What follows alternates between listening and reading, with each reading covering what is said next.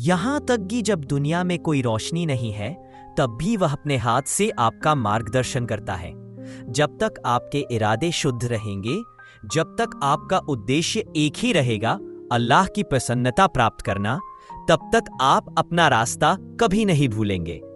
इस दुनिया में ऐसे बहुत से लोग हैं जो चाहते हैं कि आप उनके रास्ते पर चलें, लेकिन आप तो भगवान के रास्ते के यात्री हैं। आपके पास केवल वही है जो अल्लाह ने आपको दिया है, आपका विश्वास, आपका धैर्य और आपका जुनून। केवल इन्हीं पर भरोसा करते हुए आगे बढ़ें, क्योंकि यही चीजें हैं जो आपको आपके उद्देश्य तक ले जाएंगी। यदि तुमने अपने आप को पूर्णतः अल्लाह के हवाले कर दिया है तो तुम्हें डर क्यों है? जब तुम रात को सोते हो और अपने रब से कहते हो, हे अल्लाह, मैं तेरे लिए काम कर रहा हूं, तो जान लो कि तुम्हारा कोई भी प्रयास व्यर्थ नहीं जाएगा। जब आप अपने काम को इबादत में बदल देते हैं तो आपकी हर सांस अल्लाह की खुशी के लिए खर्च होने लगती है, और जब ऐसा होता है तो आपका हर कदम दुर्भाग्य से दूर जाता है और हर सड़क आपको आपके लक्ष्य के करीब ले जाती है। प्रत्येक दिन की नई शुरुआत होनी चाहिए। हर सुबह अपने आप से पूछें, क्या मैं आज अपने प्रभु की नजर में बेहतर बन गया हूं? यदि आप हाँ उत्तर दे सकते हैं तो स्वीकार करें कि आप सही रास्ते पर हैं, लेकिन यदि नहीं तो खुद से बदलाव का वादा करें। रात को सोने से पहले कल खुद का बेहतर वर्जन बनने की कसम खाएं। जब आप भीतर से बदलना शुरू करते हैं तो आपके आसपास की दुनिया भी धीरे धीरे बदल जाती है। लोग तुम्हें पागल कह सकते हैं, वे तुम्हारा मजाक उड़ा सकते हैं, लेकिन बदला मत लो। तुम्हारा बदला अल्लाह की ओर से आएगा। जो लोग सोचते हैं कि आप खो गए हैं, वे गलत हैं, क्योंकि अब आप भगवान की दया में पाए गए हैं। आपके अंदर एक आग जलती है जो आपको लगातार आगे की ओर धकेलती है।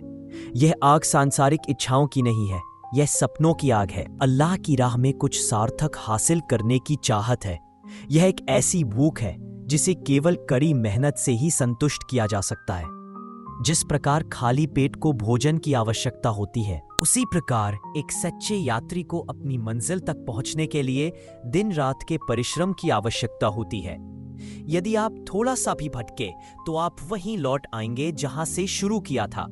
इसलिए सतर्क रहें और हर कदम पर अपने भगवान की उपस्थिति महसूस करें। जब आप रात के अंधेरे में अकेले उठते हैं और अल्लाह के सामने हाथ उठाते हैं तो वही पल आपको दुनिया से अलग कर देता है। याद रखें, जब दूसरे सो रहे होते हैं और आप सजदे में होते हैं तो फरिश्ते आपकी किस्मत में क्रांति लिख रहे होते हैं। इस दुनिया में हर कोई कुछ ना कुछ चाहता है, पैसा, प्रसिद्धि, पहचान, लेकिन तुम्हें केवल अपने प्रभु की दया और अनुग्रह की तलाश करनी चाहिए। जो कोई भी उसे प्राप्त कर लेता है उसके लिए बाकी सब कुछ अनायास ही प्राप्त हो जाता है। अपने रचयिता से किया हुआ वादा पूरा करो और इस दुनिया की उलझनों को अपने दिल तक न पहुंचने दो। जिस रास्ते पर आप चल रहे हैं वह आपको अल्लाह तक ले जाएगा, और एक बार जब आप अपने प्रभु के पास पहुंच जाएंगे तो आपके पास खोजने के लिए कुछ भी नहीं बचेगा। क्या आपने कदम है और शायद स्वर्ग की ओर आपके मार्ग की शुरुआत है।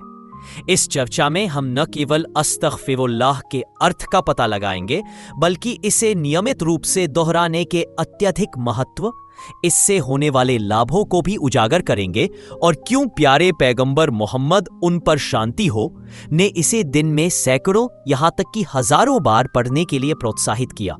तो कृपया अंत तक हमारे साथ बने रहें, क्योंकि जो ज्ञान आता है वह दिल और विश्वास दोनों को पुनर्जीवित कर सकता है, इंशाअल्लाह। अस्तगफिरुल्लाह का मतलब यह वाक्यांश अरबी से आया है और कदम है, और शायद स्वर्ग की ओर आपके मार्ग की शुरुआत है। इस चर्चा में हम न केवल अस्तगफिरुल्लाह के अर्थ का पता लगाएंगे, बल्कि इसे नियमित रूप से दोहराने के अत्यधिक महत्व, इससे होने वाले लाभों को भी उजागर करेंगे, और क्यों प्यारे पैगंबर मोहम्मद, उन पर शांति हो, ने इसे दिन में सैकड़ों यहां तक कि हजारों बार पढ़ने के लिए प्रोत्साहित किया।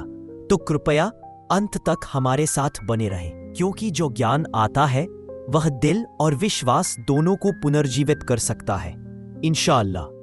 अस्तगफिरुल्लाह का मतलब यह वाक्यांश अरबी से आया है और इसमें 2 भाग हैं। अस्तगफिर, मैं माफी चाहता हूं।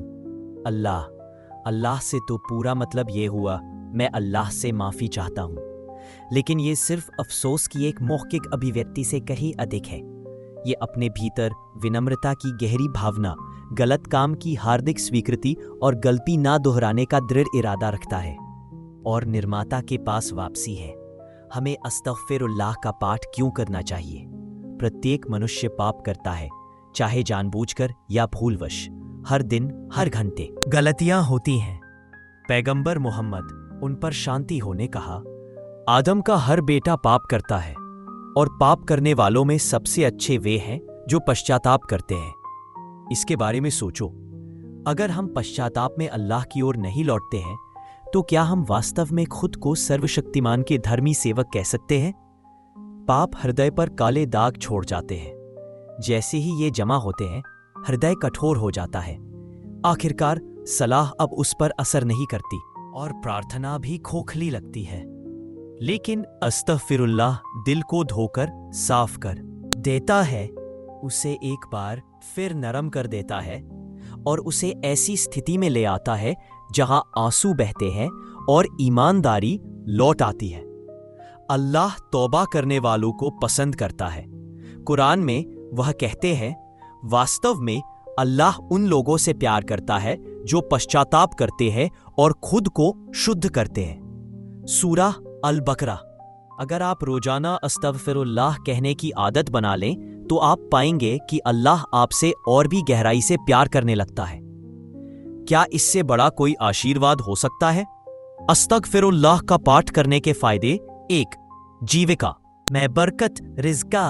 पैगंबर मोहम्मद, उन पर शांति हो, ने कहा, जो कोई अक्सर इस्तिग़फ़ार माफ़ी मांगना करता है, उसे हर कठिनाई से बाहर निकलने का रास्ता, हर दुख से राहत और ऐसे स्रोतों से जीविका प्रदान करेगा जिसकी उसने कभी कल्पना भी नहीं की थी। सुनन अबू दाऊद। इसका मतलब यह है कि जब आप ईमानदारी से अल्लाह से माफ़ी मांगते हैं तो वह आपके लिए दरवाजे खोल देता है, न केवल भौतिक प्रावधान के मामले में बल्कि जीवन के हर पहलू में। कठिनाइयाँ कम होने लगती है, बोझ हल्का होने लगता है और अप्रत्याशित मदद तब मिलती है जब आपको इसकी सबसे अधिक आवश्यकता होती है। 2. दिल में शांति और शांति। जब हम वास्तव में पश्चाताप करते हैं और क्षमा मांगते हैं तो हमारे दिल से एक बोझ उतर जाता है, आंतरिक बेचैनी दूर होने लगती है और आत्मा को आराम मिलता है। चिंता और चिंता का ईमानदारी से अल्लाह की ओर लौटने से बड़ा कोई इलाज नहीं है। 3. बीमारी और कठिनाई से मुक्ति। इमाम हसन अल बसरी ने एक बार कहा था, जब भी लोग मेरे पास समस्याएं लेकर आते थे, सूखा, खराब फसल, संतानहीनता, बीमारी, तो मैं हमेशा उनसे एक ही बात करता था। कहता था, इस्तिग़फ़ार बनाओ, क्योंकि कुरान में अल्लाह हमें बताता है, उनसे कहो अपने रब से क्षमा मांगो, वास्तव में वह तुम पर तौबा करने वाला है और तुम्हें धन और संतान से समृद्ध करेगा। तो चाहे आप शारीरिक बीमारियों, भावनात्मक दर्द या सांसारिक संघर्षों का सामना कर रहे हों, अस्तगफिरुल्लाह की ओर रुख करना एक शक्तिशाली रूप है, बल्कि संभावित रूप से जीवन के हर क्षेत्र में इसे 100 बार, 1000 बार, यहाँ तक कि 7000 बार पढ़ना। इतनी बार क्यों? आप जितनी अधिक बार अस्तगफिरुल्लाह का पाठ करेंगे, उतनी ही तेजी से आपके पाप माफ हो जाएंगे। अल्लाह के साथ आपका संबंध उतना ही गहरा हो जाएगा और आपकी प्रार्थनाएं उतनी ही जल्दी स्वीकार हो जाएंगी। पैगंबर मोहम्मद, उन पर शांति हो, ने कहा, मैं दिन में 70 बार और कभी कभी 100 बार अल्लाह से माफी मांगता हूँ। मुस्नद अहमद और सुनन अल तिर्मिज़ी में रिपोर्ट। एक अन्य रिवायत में उल्लेख है कि वह एक ही दिन में 70 बार माफी मांगते थे। कल्पना कीजिए कि इस तरह का निरंतर पश्चाताप किस विनम्रता और अल्लाह के प्रति निकटता लाता है। यदि पैगंबर स्वयं, जिनके पाप पहले ही माफ कर दिए गए थे, फिर भी इतनी बार अल्लाह की ओर मुड़े, तो यह हमें बार बार पश्चाताप करने की हमारी आवश्यकता के बारे में क्या बताता है? कुछ विद्वानों का उल्लेख है कि मुसलमानों की कुछ शुरुआती पीढ़ियों द्वारा दिन में 1000 बार या यहाँ तक कि 7000 बार अस्तगफिरुल्लाह का पाठ किया जाता था। हालांकि यह अनिवार्य नहीं है, लेकिन इतनी अधिक पुनरावृत्ति इस वाक्यांश की शक्ति के बारे में उनकी समझ की गहराई को दर्शाती है। निष्कर्ष अस्तगफिरुल्लाह सिर्फ शब्दों से कहीं अधिक है। यह अल्लाह द्वारा अपने सेवकों को दी गई एक जीवन रेखा है। पापी और परम दयालु के बीच एक पुल है। आत्मा को शुद्ध करता है, हृदय को मजबूत करता है, शांति लाता है और आशीर्वाद के द्वार खोलता है। चाहे आप इसे दिन में एक बार पढ़ना चाहे या 100 बार, इसे अपने जीवन का नियमित हिस्सा बनने दें। इसे केवल एक और वाक्यांश न बनने दें जिसे आप सुनते हैं और भूल जाते हैं। इसे एक महत्वपूर्ण मोड़ बनने दें, एक ऐसा क्षण जब आप अल्लाह के करीब आने, अपने अतीत को साफ करने और उसकी दया और अनुग्रह से भरे भविष्य की तैयारी करने का निर्णय लेते हैं। अल्लाह हमें ईमानदारी से पश्चाताप करने, उसकी क्षमा मांगते रहने और उसे प्रसन्न करने वाला जीवन जीने की शक्ति दे। आमीन।